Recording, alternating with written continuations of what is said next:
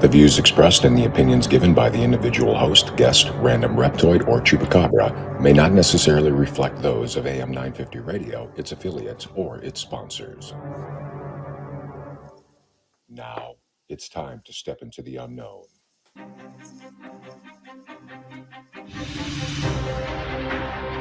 There are things people experience but never talk about. A shadow moving in the corner, flickering of the lights, a disembodied voice.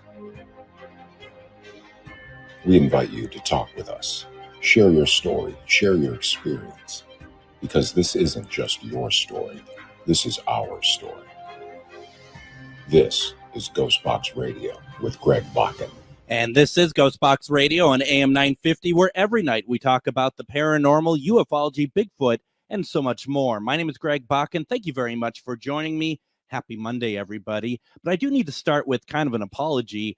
As I said last Friday that I was going to be appearing at Witchy Weekend on St. Croix, and I asked for some people, if you want to come out and say hi, please do so. I did fall ill, and I wasn't able to do it last Saturday, so I didn't go.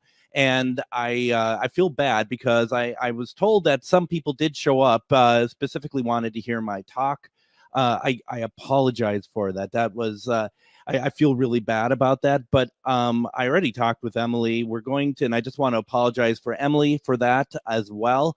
But we already talked, and we're gonna, whenever she does the next one, I'm gonna be a part of that as well. But I also want to let you all know that I'm gonna be appearing this Saturday and Sunday over at the Charvinity Psychic Healing Fair. That's going to be at the Minneapolis Airport Marriott. That's, like I said, Saturday and Sunday. Each day is 9 a.m. to 5 p.m. I'm going to have a table there. Please come on out, say hi. When you go ahead and pay to get in, please let them know you heard about it through GhostBox Radio. I would really appreciate that. And, it's going to be good. I'm going to be hosting a Q&A. I think it's Sunday, if I'm not mistaken, Saturday or Sunday, one of the two.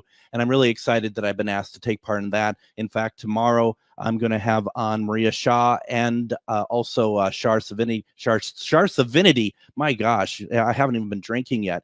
Shar Savoy. And so definitely come on out, say hi. We're going to have them on tomorrow as well.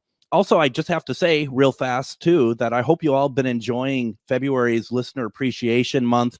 This has been really a lot of fun watching people interact and take part. We did this Listener Appreciation event last week, which was really a lot of fun to meet a lot of listeners. And I just want to also let everyone know we're going to be giving away some stuff this week. If you listen all week through Matt McNeil, Native Roots, or my show, we're going to be giving away gift cards to some of my favorites. Got a bit of a cold, obviously, still, to some of our favorite restaurants: Mavericks, Nightingales, the Great Wall in Edina. These are great gift cards that we're going to give away. So stay tuned, watch our Facebook page, take part. It's a lot of fun to be able to give some of the stuff away. We're really excited. Now, we're kind of picking up here where we left off a while ago here. I don't know, it was about 3 weeks ago or something. And we had author Lynn Monet on the program. And the purpose of that was simply we wanted to talk about, she had 3 books out. We wanted to talk about each book. And we talked about the first one, Omnipresent, which scared the hell out of a lot of people while listening to it. It's scary, it's, in a way, it's good. It's good that it's scaring you, because it's meant to be something that also is kind of like a reminder of how things actually go in these situations and how you don't always know how to take care of certain aspects of it. But there's a follow-up. Now, this is the first of 2 times this week that Lynn is going to appear on the show tonight, and then she's going to be back Wednesday to talk about her 3rd book. We're going to focus on the second one. We're also going to talk a little bit about where we left off the last time that we had her on.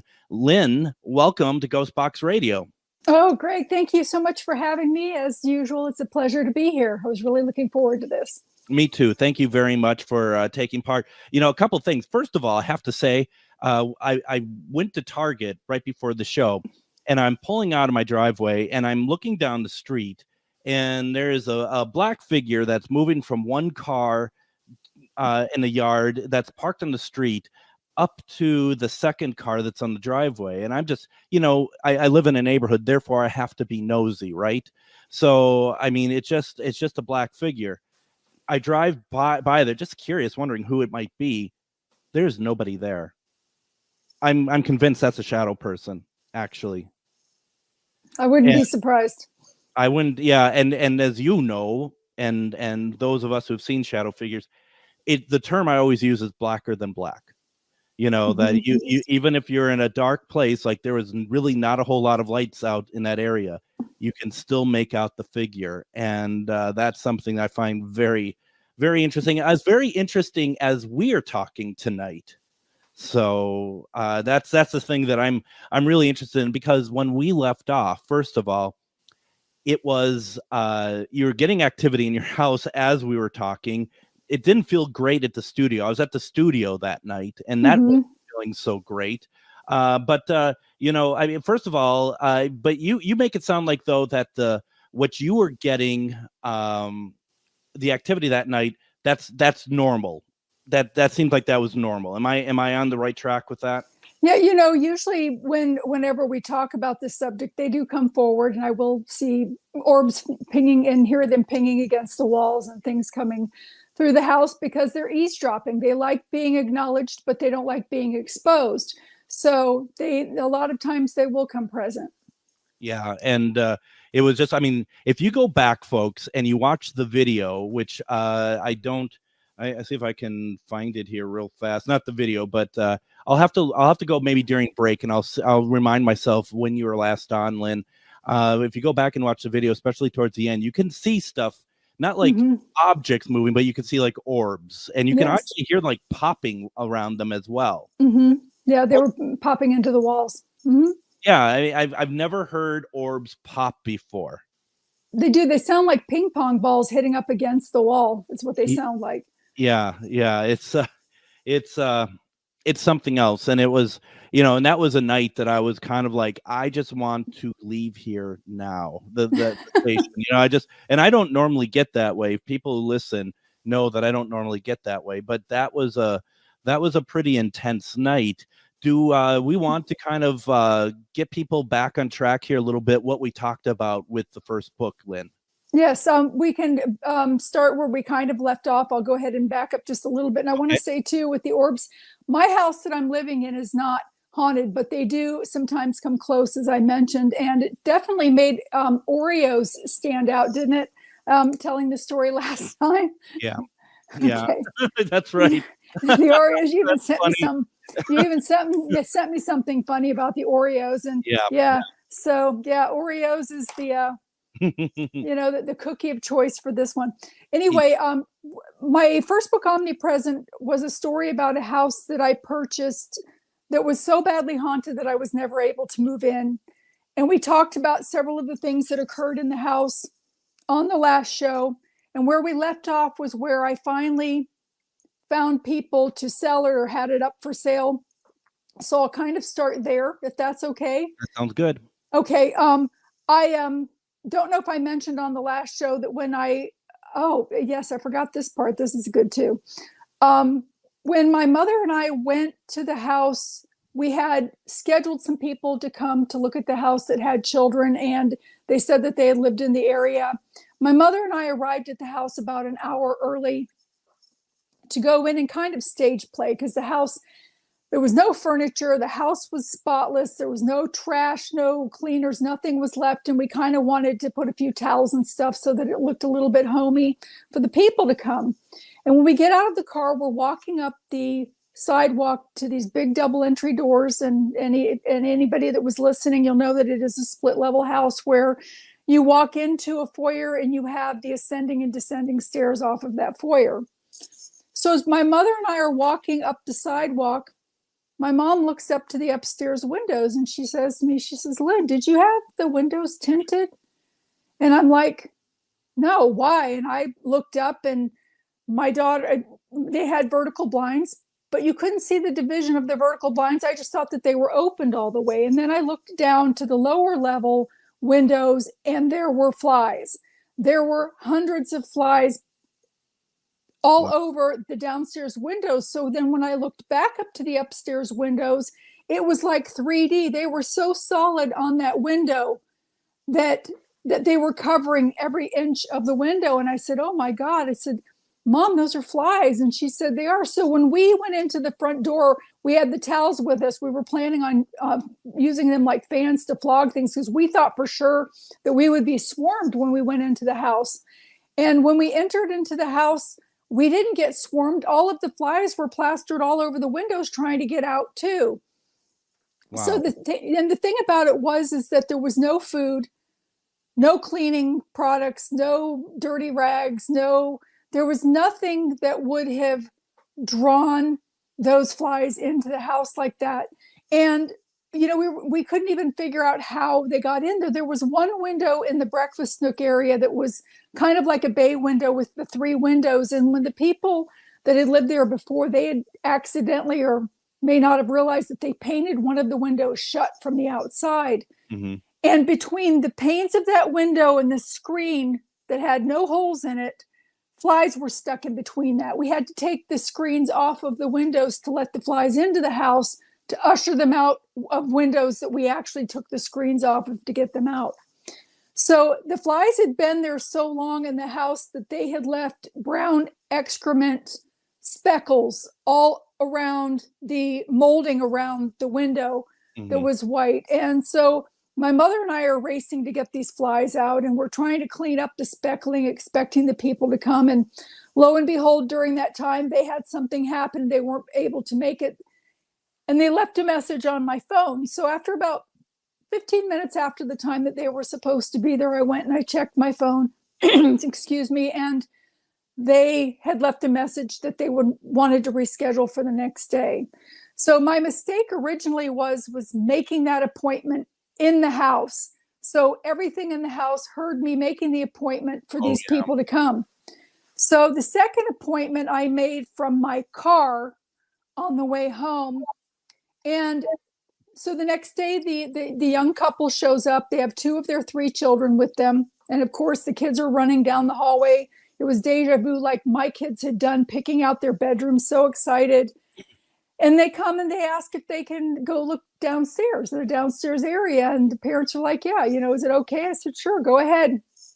Lo and behold, within 5 minutes, they were back up and they looked like a deer in headlights. And I overhear the little girl saying to the brother, I'll take the little room upstairs. Tommy can have the creepy room downstairs. So I realized in that moment that those children had seen or felt the negativity in that room. And I knew as a mother that I could not sell the house to somebody with children. Yeah. So moving forward, I did end up having a retired couple come up from Florida that was interested in the house. It was a cash buy. And during the process of everything, there was one point when we were signing papers that we went to come down the descending stairs to the foyer to exit out the front door, excuse me. And all of a sudden, I exit first and I overhear the wife saying to the husband, why did you push me? And he said, I didn't push you. And she said, yes, you did. You pushed me. And he said, no, I'm 3 steps back. I didn't push you. And she said, well, I don't know what happened. And then when they came out, I couldn't bring myself to sell them the house without telling them about the ghost. So I attempted to do that by asking them if they believed in ghosts. And they immediately cut me off and said, no, we're Baptists. We don't believe in that sort of thing. We're protected. And I'm like, okay. So everything went through with the house sold. About 6 months later, I'm driving down the interstate and there's a backup of traffic because of an accident. And I took a shortcut off of the interstate, which was the same get off for where the house, I called it the Haunted Mansion. The Haunted Mansion was in East Flat Rock. And I'm trying to take a shortcut through to get around the accident to get back onto the interstate. And I wasn't able to go the way that I wanted to. And it actually took me on the street that passes right by the street where the house was on. The street was the second house in on the left, so you could see it from that road in passing. So as I'm passing the street that the house is on, I noticed that there's a sign in the front yard, and where it was placed, I couldn't tell if it was in the neighbor's yard or in the house that I sold's yard. Mm-hmm. So curiosity got the cat. I go up to the next street and I turn around and I say a prayer. I said, oh, please protect me. Don't let them come out and see me. I don't want to be invited in. But I couldn't. I wanted to go and see what that sign said. So I turned around, turned onto the block, and sure enough, it was a for sale by owner sign in the front yard of that house, and it was 6 months later. So they had put it up for sale. Being a dead-end street, I had to go down and turn around the dead-end street and start to head back out. And as I was getting ready to pass their house, and actually before I even turned on the street, I had shut the radio off. I was trying to be very inconspicuous and quiet because, like I said, I didn't want them to notice me and invite me in. So as I'm coming back towards the stop sign from the dead end, as I'm passing in front of the house, my radio turns on by itself. And it's blaring so loud, I can't get it to shut off. I can't get it to change channel, nothing. And I left skid marks getting off that street. And of course, by the time I got off the street and just started a little ways down, the radio then shut itself off. So to me, it was letting me know that the spirits wanted me to know that they were still there and that they knew I was there too. And I didn't go back after that. Excuse me. So that's kind of where we left off Yes. last time. So why don't we go ahead and let's do this. Let's take our first break. When we come back, Okay. we're going to pick up now with the second book. We're going to talk about that. A lot to talk about here. Folks, if you have questions, please put it into the comments. You're listening to GhostBox Radio on AM 950.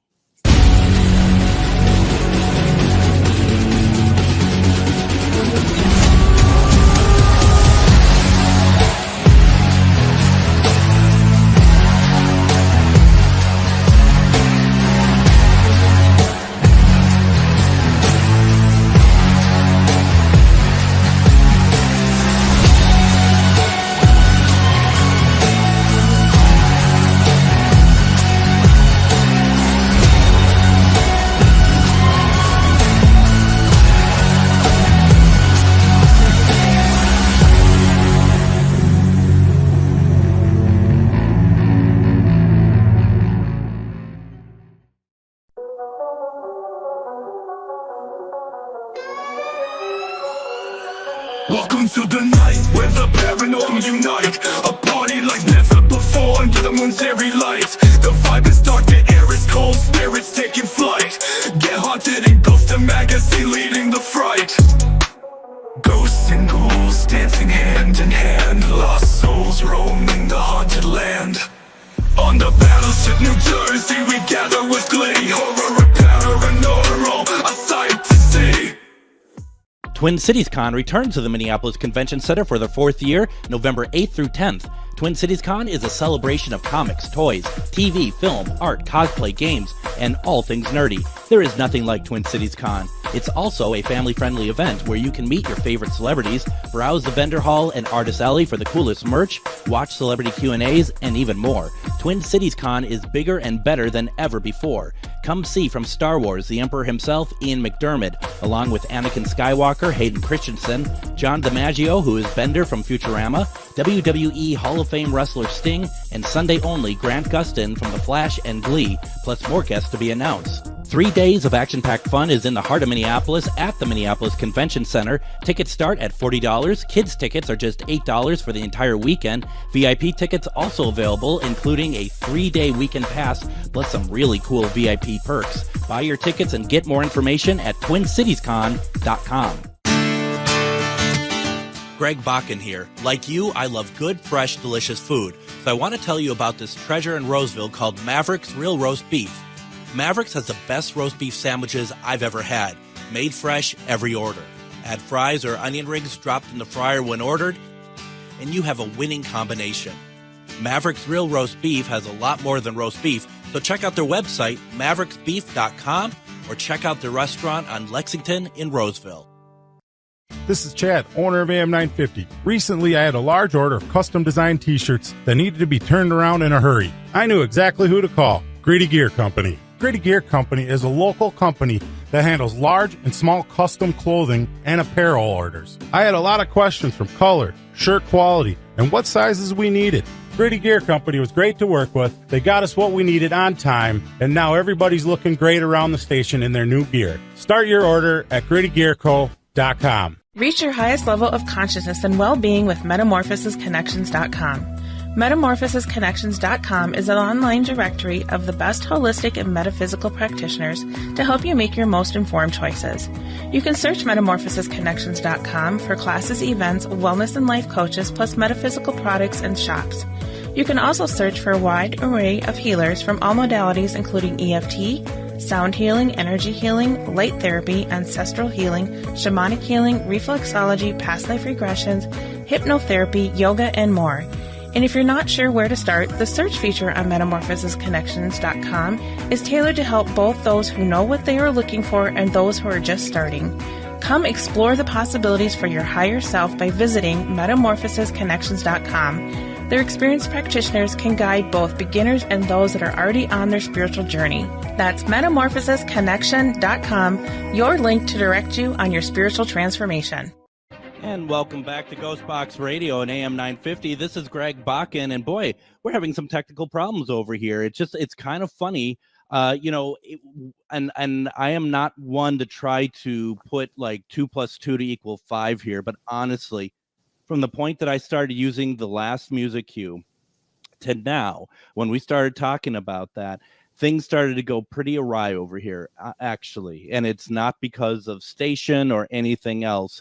Like my board reset by itself suddenly, and I wasn't aware of it. And I don't know, Lynn, here's the thing that I find very interesting is that, you talk about that, that you had to make these appointments outside of the house, but surely they were still watching what you're doing.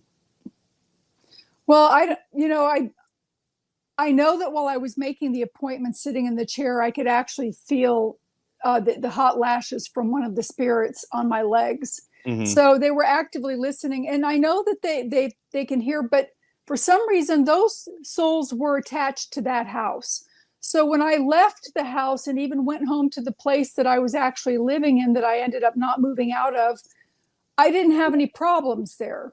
So when I was in the car, it seemed that, they weren't cued in, or maybe, they already did it once, they weren't going to do it again. Because those flies were big flies. They were not hatchlings. There were no evidence of maggots or anything like that. And I don't even know how they got into the house.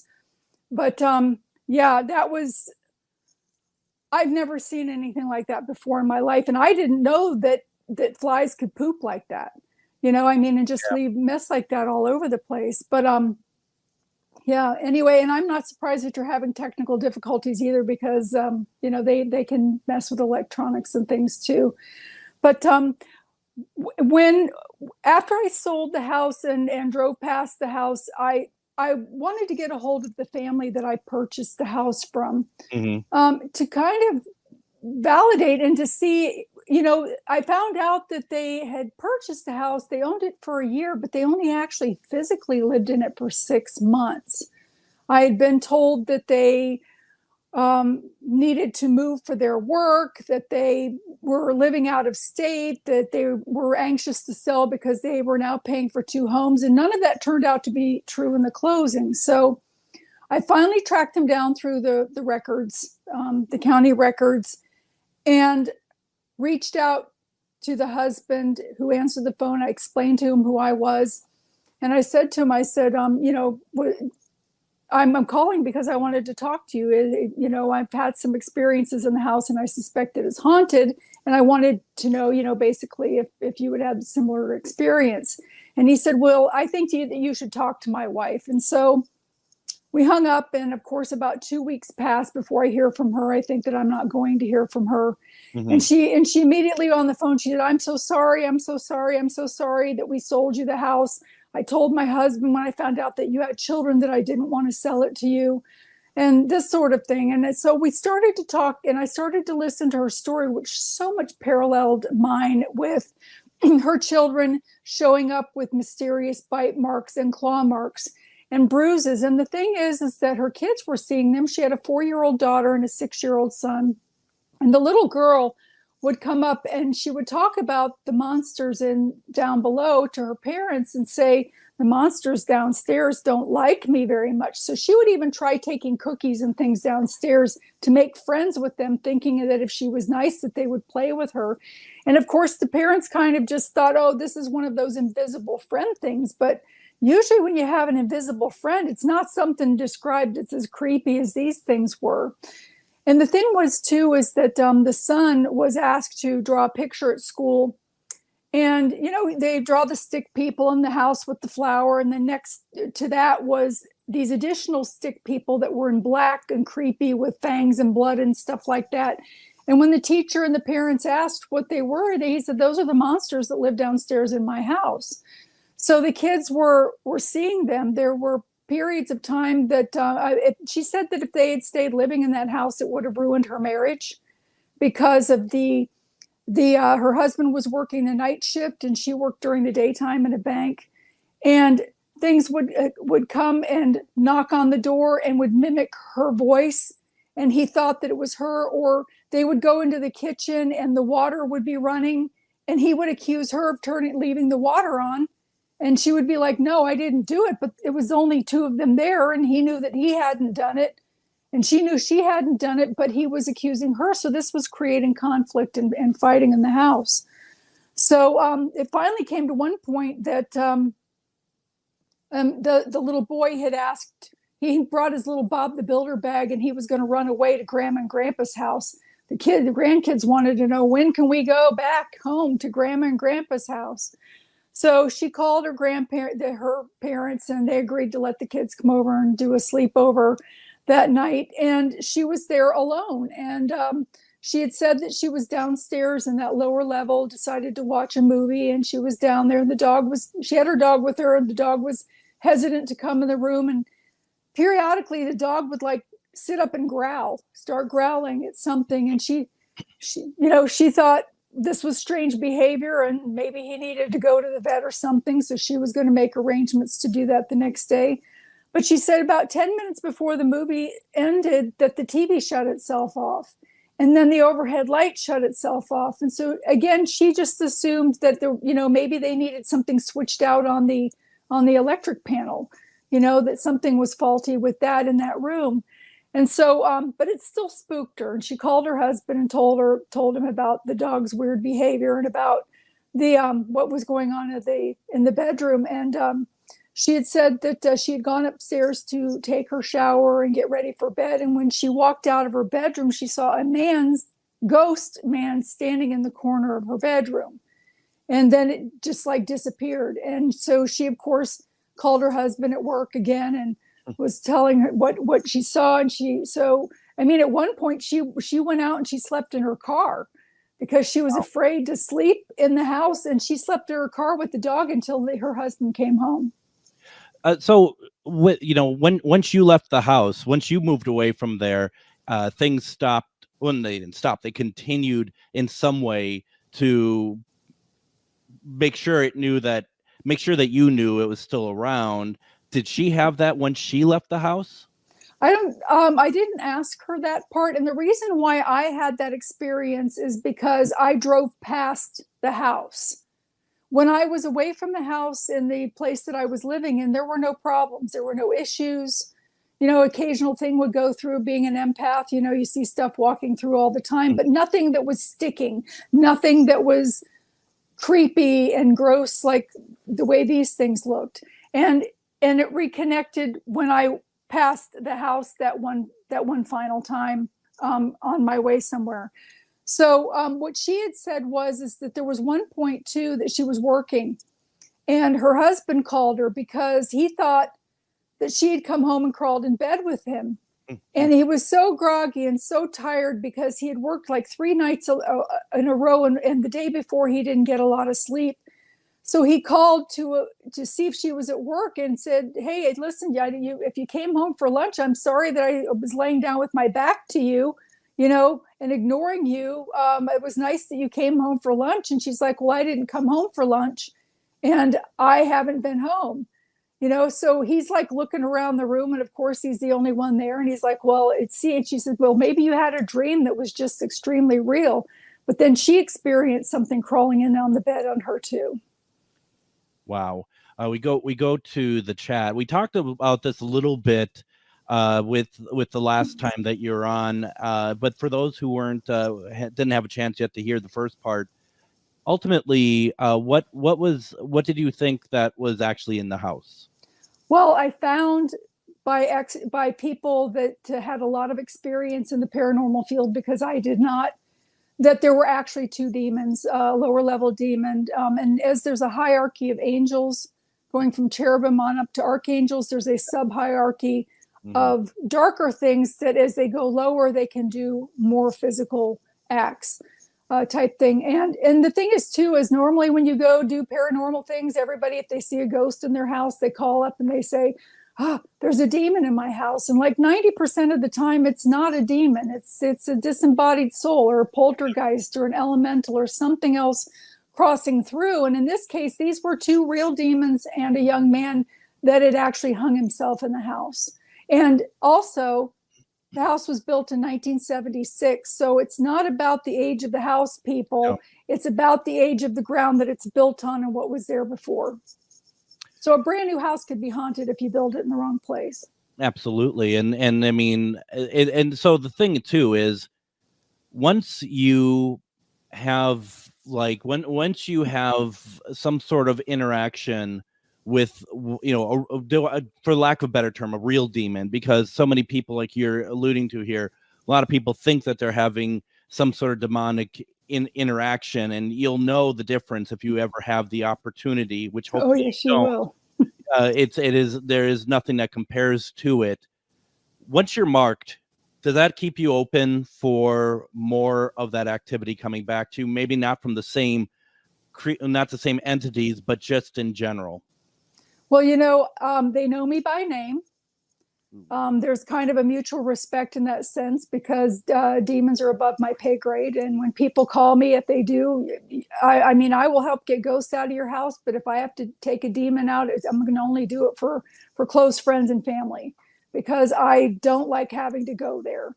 But they do, like I said, they do know me by name, but they've kind of noticed there are some new antics that I've used in clearing some houses that have kind of been such a turnoff to them that they avoid me. Because for one thing, being around them all of that time while I owned that house and going there to do renovations and paint and get the house ready, I desensitized to seeing them. And also in my profession as a nurse, you desensitize to things too, especially if you have to tell somebody that their loved one has passed away, or you have to work with somebody's body parts that, you don't look at it in that way. You desensitize yourself to it. So it's the same concept, that seeing it over and over again, it was kind of like, oh, okay, type thing. But there is a deep negative pull that they do carry with them that can be very, very strong. But you have to maintain that level of emotion that is neutral or joyous and happy, because when you go into the fear mode, or you go into, anything like that, anger mode or something like that, it exacerbates the problem, because they feed on those emotions like candy, and it enables them to do more physical acts. So I just try to keep everything neutral.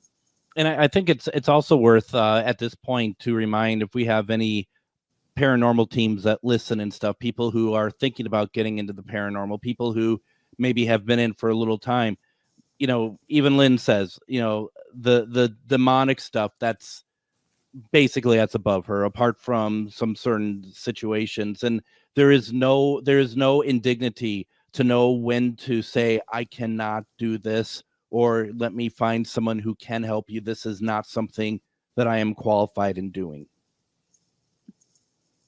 That's true. Yes, it is. I mean, yeah, no, and I just don't like it. I don't want to have to do that too. So, but it's most people don't realize that that too, with when they do notice spirits in their house, that spirits have the right to choose at their time of death of whether they want to cross over or not. And a lot of the ones that haven't crossed over are the ones that are haunting their house or disembodied souls. And something else I wanted to make mention, it's a little bit off the beaten path, but anybody going into the paranormal or actively in the paranormal, saying please and thank you is so important when you go in, because sometimes I've seen people go in with such force they don't realize that they're actually making it worse for themselves, because that presence of force goes in, it comes across actually as fear or anger or aggression, and they feed on that and they're able to do more physical acts. But the thing is these are disembodied souls. These are not ignorant people. And when you go into somebody's house and you say, oh, touch Blinky, and they accommodate you, they touch Blinky, and you're like, oh, did you see that? Did you see that?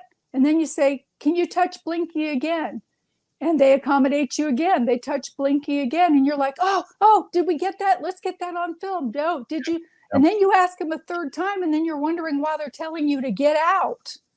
Yep. It's because they're not trained monkeys, people. These are disembodied souls, that some of them have educations that are higher than ours. And when you are going into someone else's home or area, it's important to be respectful the same way as you would want someone that you would treat someone coming into your home. So I'm just saying.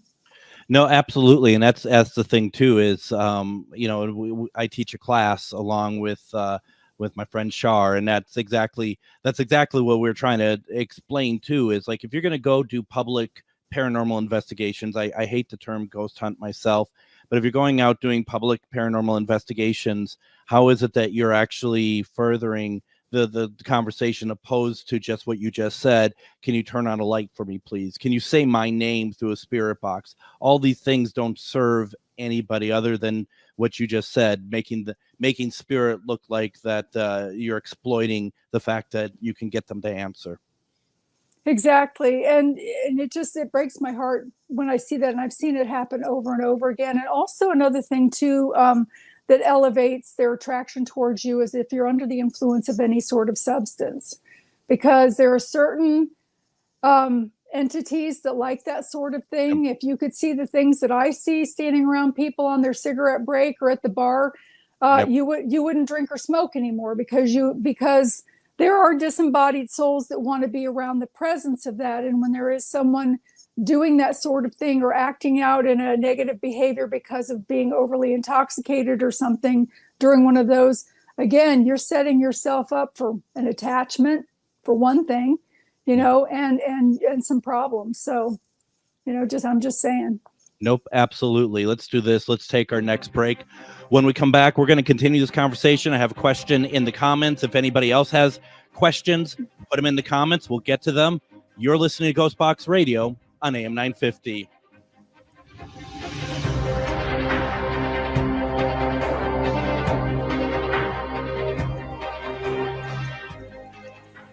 Greg Bakun here. I love historic tours of Minneapolis and seeing everything it has to offer. But if you know me, I like to include a little spooky in my tours, which is why I found the perfect combination. Minneapolis Trolley Tours does this amazing candlelight ghost tour that you have to check out.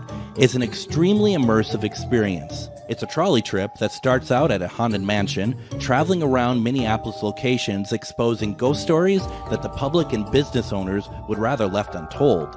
Then a tour of the aforementioned haunted mansion where ghosts of past residents from the 1800s reside, plus a lot of surprises to discover. Next, experience Gertrude's After Hours. Did I mention Gertrude is the mansion's most famous ghost? Maybe she'll show up. And you finish up the tour at Gertrude's Lounge in the haunted basement of the mansion with refreshments and Q&A. The trolleys are climate controlled and the mansion is restored to perfection. Check out MinneapolisTrolleyTours.com for more information. Greg Bakun here. I've told you about the out-of-the-world roast beef sandwiches at Maverick's Real Roast Beef, but I haven't told you about their Philly steak sandwiches, turkey bacon avocado sandwich, BLT, crispy chicken, fish sandwiches, brisket, or pulled pork. Okay, you get the idea.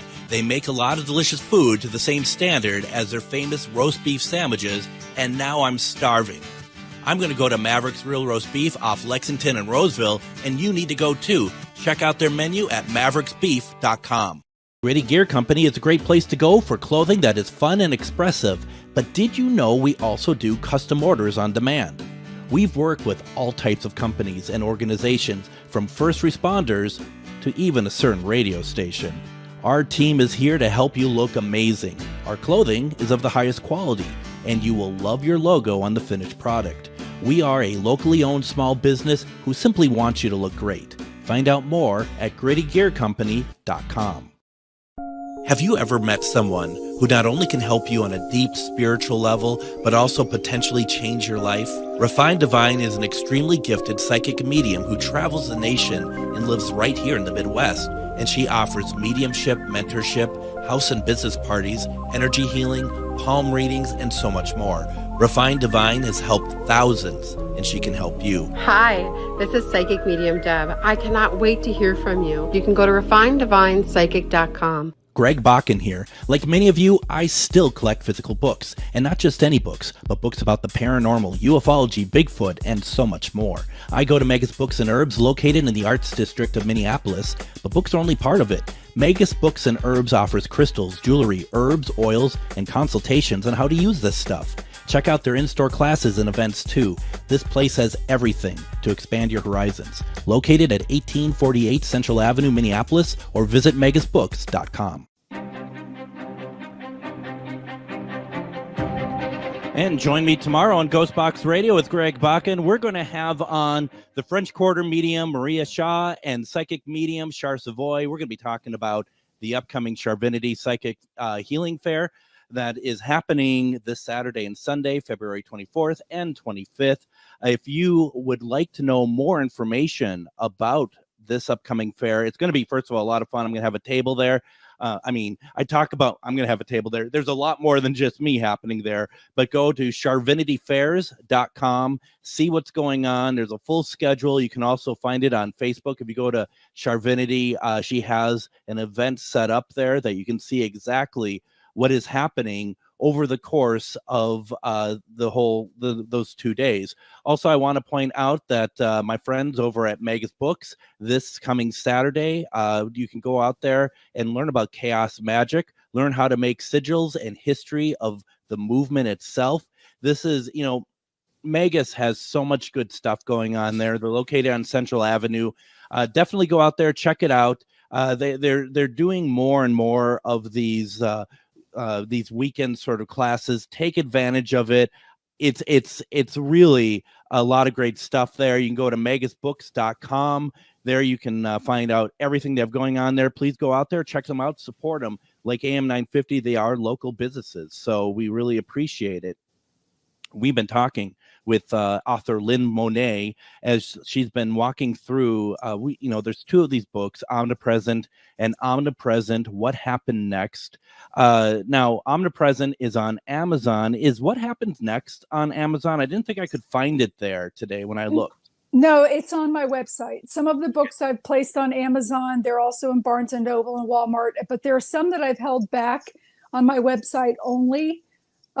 So that's where you can find that one. And also the next one coming out, which is Omnipresent 111 Becadon Drive, and also Omnipresent Gnome Place Like Home, that'll be coming out here shortly as well. You'll be able to find those on my website as well. I'm trying to kind of break away from Amazon a little bit because, we won't go there. But if you like to purchase them from me, they cost the same, maybe even a little bit less, and I will be happy to sign them for you and personalize them. So you can get them through my website, www.lynnmonet.com. And then Wednesday, you're going to be back on with us as we talk about the colors of heaven, right? Yes, so that's it. Go ahead. It's a beautiful story that I wrote about death and dying, hoping to take the stigma of that away and put a different form of light on it. But we'll talk about that one, coming up too. So, absolutely, folks. It can't always be scary. It can't always scare the you-know-what out of you, right? It can be beautiful as well. And that's the thing. Paranormal is beautiful. Paranormal, metaphysical, they're the same thing. They're beautiful. A lot of people just don't seem to want to understand that. Right. Well, as there's paranormal is kind of a blanketed term, as there is a dark side to paranormal, there's also a white side to paranormal. And the death and dying part is the beautiful white part, as well as some of the other things that you mentioned. Also, everybody thinks of the heebie-jeebies when you mention paranormal, and it's not all that. It can be some very, very pleasant, beautiful things as well. Absolutely. We are talking with author Lynn Monet. We've been talking about Omnipresent. What Happened Next is the name of the book. You can pick it up over at lynnmonet.com. Nancy in the chat, she just asked the question, is there a way to clear your home like a basic method? You know, everybody goes for the sage, but really, if you use sage in a home where there is demonic activity, it just pisses them off and it makes it worse. It does not touch them. I usually use the sage as a cleanup for the micrometastasis after a clearing has been done. Normally, when people call me for help that way, I have to determine what it is that is in the house. Is it an elemental? Because if it's an elemental, that's a whole new thing. Nothing religious and traditional works with that.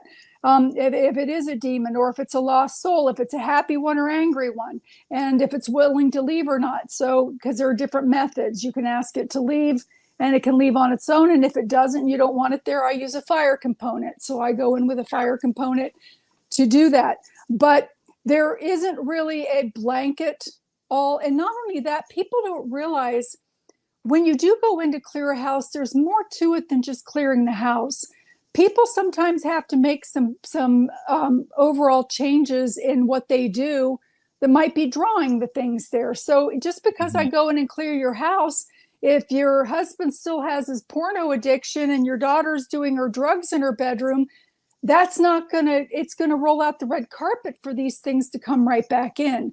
So in addition to clearing the house, there are other changes that need to be made. And to be honest, it's almost a waste of time to go in and clear something for a person if they're not willing to clean up some of the stuff they have going on. And also, people, you got to keep your house clean because they love clutter.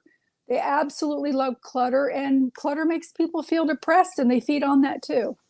And also one of the things that we've always talked about as well is, when, especially on a case or something like that, and I know it's hard for people, like, don't talk about the case. Stop talking about what's going on in there. And also to your point, because I don't know about you. I don't know how many times that you've gone into situations like this. I know I have, where you go in and every curtain is drawn into place. It's just dark and stuff. And after you get through all of this, it's just like, open up the curtains, put some flowers in there, open up a window, play some good music. It is raising the vibration of the location, so that you can, so that it's less of a chance to come back. But I think a big one too is don't talk about what happened either.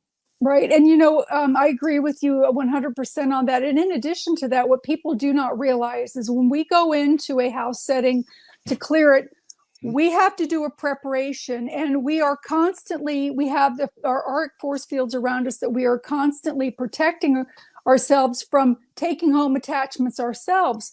And when you've got somebody whispering in the kitchen of, I think they found something, whatever, it exacerbates the problem, so that we are under attack when we're in your house. Those things don't want us there. They know that we're there to get them out. So they're constantly attacking us, and it makes the attack stronger and harder on us. I don't know about you, but after clearing people's houses, I've gone home and slept as long as 18 hours, only getting up to go to the bathroom and drink water. And we do, and most people do this for free. I know I do it for free. But the thing is you don't realize how much time and effort and what that causes, that. And also, in the book, I talk about mental illness and attachments, and I've been currently working with people that I've been pulling attachments off of. And the thing is that I'm finding is when they're in that stage where they have those attachments, which for schizophrenia is one, which I'll be happy to share a story with that's in the book about that in a minute. But when I take these things off of the people, they have become so accustomed to using certain coping skills that they become comfortable with, that even after their vibration is elevated and they should go off from that and move forward, they, instead of the fear of the unknown going forward, they feel more comfortable reaching back into the old habits. And that allows the situation to have an attachment reattach.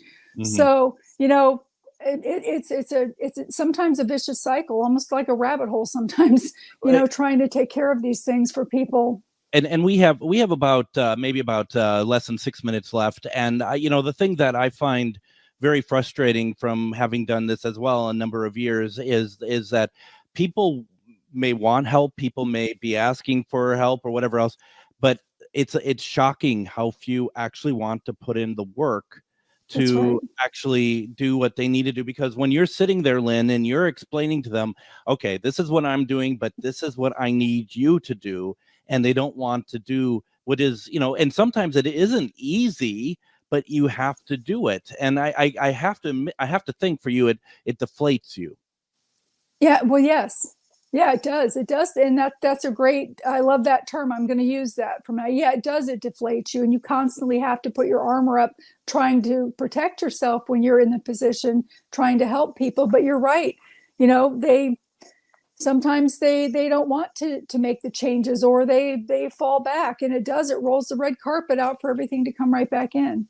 Yeah. So, I mean, if people knew how many dead souls are standing around them in the bar trying to get a sniff of their drink, and people say, oh, well, when they're dead, they can't smell. Well, when they're dead, they do keep all of their senses.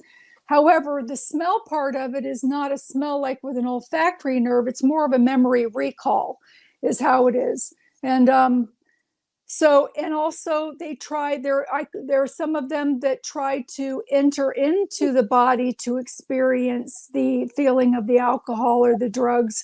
And there are other ones that are just standing around trying to smell it or sniff it or be close to it. Yeah. So, and also you guys, you think you got a moment alone in your little peep show. I got news for you. You got a fan club with you, and you should be probably paying admission for what you're doing in there. Don't think that you got that private moment, because you've got people there with you. Absolutely. Now you're gonna mention something, but I do want to bring something up, if I may, real fast. Because I mean, first of all, it gets my attention, and we don't have a lot of time left, but in chapter 12, Alien Encounters. What is I mean, if there's a way to kind of quickly talk a little bit about that, you get my antenna going with that. Okay. Yes. I had a patient actually I've had a couple of encounters, but the main one was, I had a patient in the skilled unit that I was working in. She was at the end of the hallway, and she would have her medication for sleep brought down at around 10:30 at night because she stayed awake later than everybody. And this lady, she looked like a wild-eyed rabbit. She had these big, big eyes. And I would go down to her room, and on several occasions, I went down to her room. And because I have the ability of second sight, I'm able to see through some of the veils. When I walked into her room, she was laying on her side facing the door, and behind her, like behind this veil, they didn't think that I could see them, were these three beings the first time.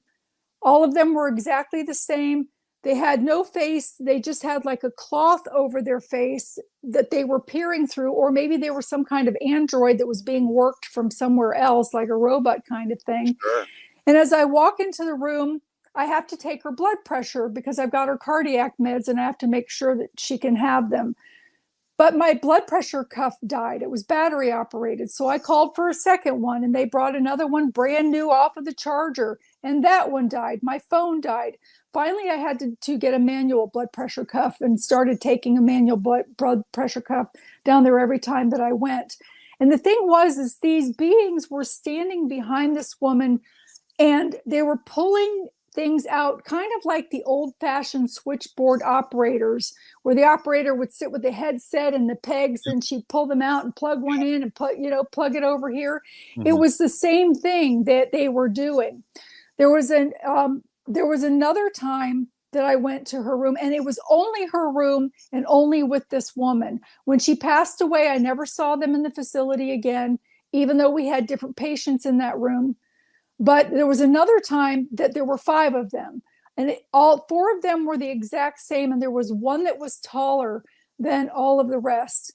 And the one that was taller came around the bedside where I was standing and walked right through me. And just automatically I said, "Oh, excuse me," like I had bumped into somebody. And the patient said to me, "Oh, no, honey, it's okay. You didn't." She thought that I was talking to her. This lady also had gifts, but the feeling of having that walk through me was different than having a dead person walk through you. It was more of an energetic burning feeling, if you can imagine, but it was very brief because they walked through. But I could imagine if that thing stood on top of me long enough, that it probably would have made me pass out or something, because I mean, the way that and it just walked through me and continued its business up towards the head of the lady's bed. But I mean, I saw them multiple times in there. I also have seen a ship type thing. I was driving and saw this elongated ship thing with these ovoid like circles on it. And it wasn't just me that was seeing it. There was a guy that was riding his bike close by, passing by, and I pulled over my van, and it came and it hovered in the clouds, and then all of a sudden it shot off sideways and then stopped dead cold stopped on the spot in the middle of the air. And the guy on the bike was then looking at it, and then it shot away and completely disappeared. And as the guy came forward, I was talking, and I said, "Did you see that?" And he said, "Yeah." He said, "I saw that," and I said, "Well, that must have been a UFO." So yeah, I've seen those too. Wow. We have to call it good for the night. But folks, Lynn is going to be back on Wednesday. You can pick up her books at lynnmonet.com. Lynn, thank you very much for joining us and sharing this experience. This is amazing. Thank you so much. We'll be back on Wednesday with Lynn. Tomorrow, Shar Savoy and Maria Shaw. Have a great night, everybody. We'll talk to you tomorrow. Thank you. Bye-bye.